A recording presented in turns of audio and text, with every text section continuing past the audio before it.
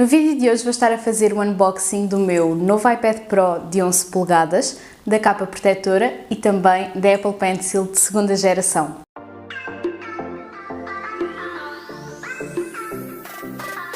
Olá a todos e a todas, o meu nome é Angela Santos e sejam muito bem-vindos a um novo vídeo aqui no meu canal. Antes de começarmos com o unboxing propriamente dito, eu quero apenas deixar claro que o meu objetivo com este vídeo não é de todo gabar-me. Eu pessoalmente, antes de comprar qualquer equipamento tecnológico, tenho por hábito de procurar aqui no YouTube unboxings e reviews e por norma nunca há muito conteúdo em português. É nesse sentido que eu faço este tipo de vídeos, para ajudar quem possa estar indeciso entre fazer ou não esta compra. Quero também dizer-vos que na caixa de descrição podem encontrar todos os links e todas as características dos equipamentos que eu vou falar ao longo deste vídeo e, sem mais demoras, vamos então passar para o unboxing.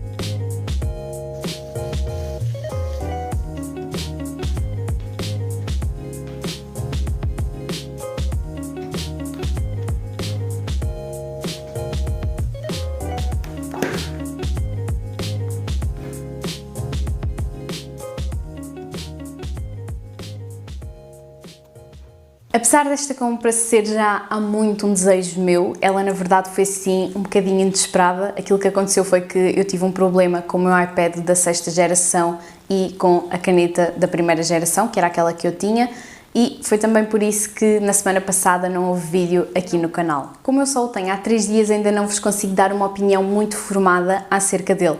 Para já, aquilo que eu vos posso dizer é que estou a adorar o facto de ter sempre a Apple Pencil carregada e disso não ser algo com que eu me tenha de preocupar. Se vocês tiverem interesse, daqui a uns tempos eu posso gravar um vídeo a partilhar a minha opinião sincera relativamente a este iPad e a compará-lo com o iPad normal, para vermos se efetivamente vale ou não a pena o investimento e se compensa a diferença de preços. Por isso, se quiserem, já sabem, não se esqueçam de deixar aqui em baixo um comentário com as questões que queiram ver respondidas nesse vídeo, de subscrever ao meu canal e de colocar um gosto neste vídeo. E por hoje é tudo. Vemo-nos no próximo vídeo. Tchau!